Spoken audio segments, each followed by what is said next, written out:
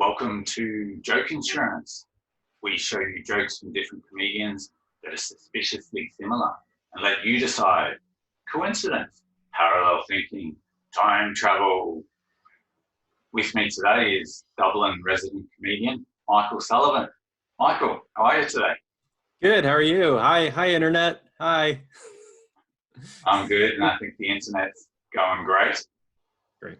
It's doing the best out of this whole Corona thing. Yeah, we have a very sports announcer vibe going on right now with the headphones, so I'm liking it. I feel like it's very appropriate for weighing in on other videos. So yeah, it's a good cool. look we got weighing in some controversy. All right, so we'll just go ahead and watch the videos, and then see what everyone thinks. I'm going to show you two video clips. The first one is from Australian comedian Isaac Butterfield, and the second is from the American Lisa Lampanelli. Have a look. My friend, he said to me that you need to treat everyone equally, particularly with humour, and offend everyone equally. He's a minority himself. He's an Aboriginal gentleman. He's an Aboriginal guy with a lot of white characteristics, like a job, and...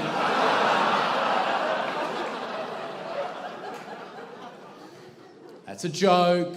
It's a joke. It's a joke. He's part Aboriginal. He's got a part-time job. Even though you're kind of a white-black guy, like, a Bill Cosby black, a black guy with white features like a job and a cell phone. Before I ask my resident comedian for his thoughts, what do you think? Is this a case of joke theft or something else more innocent? We've got a poll going here, so I'd love it if you click the I and then just say whether you think this is joke theft or not, and then leave your comments below. Love to hear what you think. Michael, Yes. What do you think?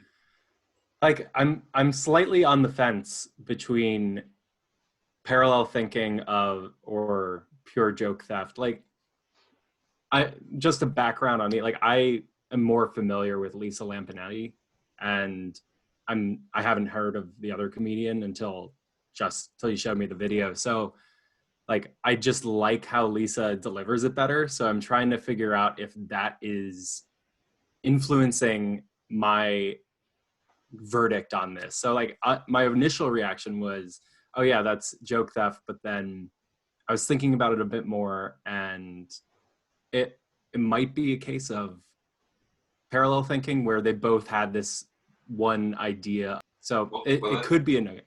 That if you like a comedian, you're not going to, you're going to be less likely to think that they stole material, aren't you? Yeah. Or you just say, oh, that's not the same or whatever. And then vice versa if you...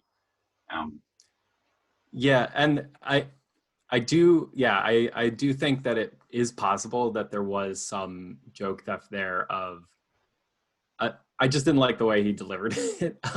And also fair play to anyone who's a professional comedian, because that's not easy to do. So when I'm throwing rocks at this guy's house, I'm definitely in a glass house there as well of like, I'm not a professional. So no, throw rocks. That's what we're here for. Rock throwing. This is the rock throwing channel, right? This is the rock throwing channel. Yeah, we've got our supporting headphones on. Throw away big rocks. Exactly. Yeah. So fuck this guy.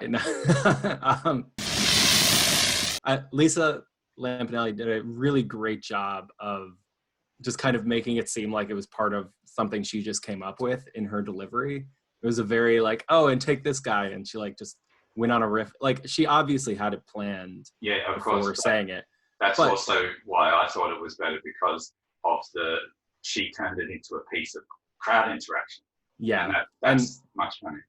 Yeah, it seemed like it was just organic, and also the end a cell phone afterwards is just another throw in that was a better tag than his. His tags afterwards. So I think. Though that being said, I think I'm going to lean and give him the benefit of the doubt on this one. However, I don't know. Do you disagree or do you agree on that? Isaac Butterfield. Why would you give Isaac the benefit of the doubt on this one, but someone else not? Yeah. So with Mr. Butterfield, is that his name? No. Yeah, he's Butterfield. Yeah. What a great last name to have as a comedian. Yeah, it's awesome. Or, yeah.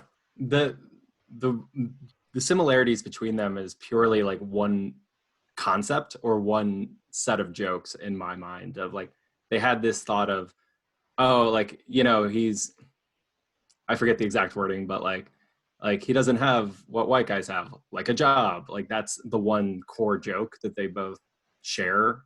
And I think it's not impossible for two separate people to come up with that idea. And there is a slight differentiation between how he says it and how she says it. It could, like, that's the thing though, it's impossible to tell for sure if it is parallel thinking.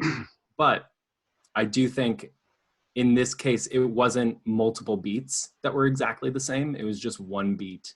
Yes, see, I tend to think that one beat is the crux of the whole premise, that one punchline. Any tags around it, just kind of like to add on to it or whatever. So he had said, like, white characteristics such as a job. Yeah. Whereas she said white features, like a job and a cell phone.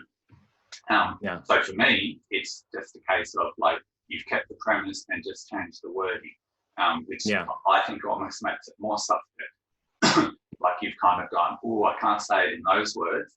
Yeah. Let's change it a little bit. That would be like, I think that would be like taking the knock knock joke and just changing it to ring ring instead. Yeah. I agree with you there. And like, I mean, there have been other times like that I've had similar jokes to other comedians, and my reaction isn't like, oh, I definitely stole it from them. I still stopped doing the joke because in my mind, that's just unoriginal and you probably shouldn't be doing something so similar to someone else. And his was far after Lisa's, right? Yeah, his is like from last year, and she's retired. She's been around for decades.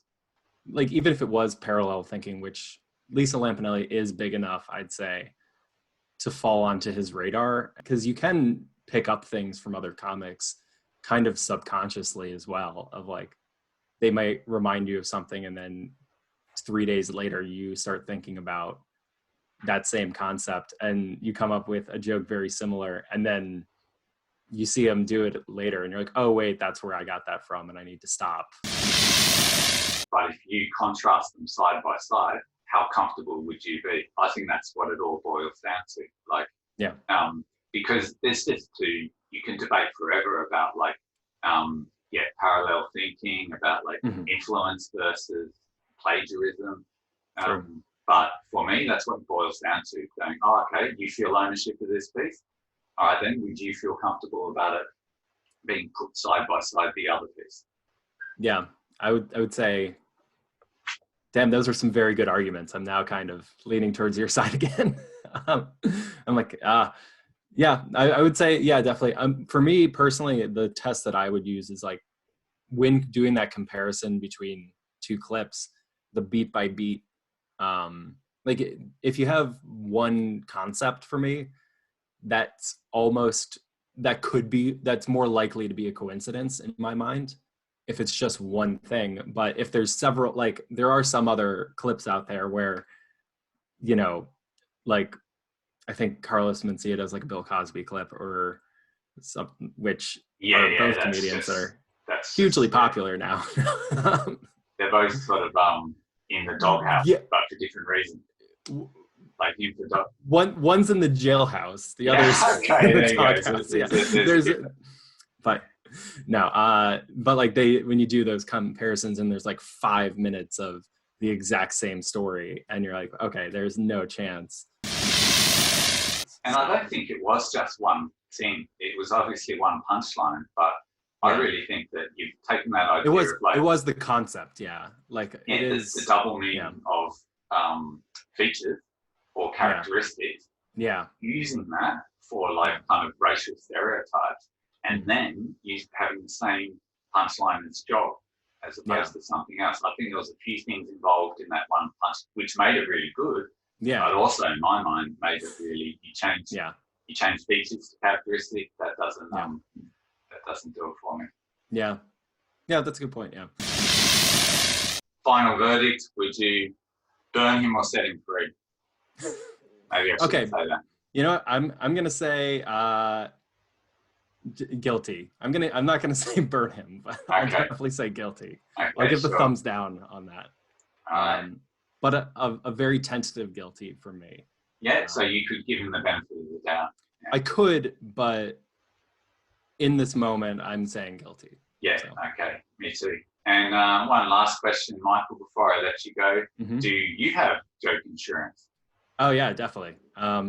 Also, what is joke insurance? Oh, it's really simple. You subscribe to this channel and that's it. You're insured. Anyone ever does one of your jokes, you let us know and we'll expose them. So thanks, Michael, for joining us. Thanks Pleasure's everyone for tuning in and watching the first installment of Joke Insurance. Be sure to like and subscribe. Leave your comments below on why or why not you think that Isaac Butterfield is guilty of jokes there. And if you want to see more of Mr. Sullivan, head on over to his YouTube channel, which is in the comments below. Perfect. Thanks, guys.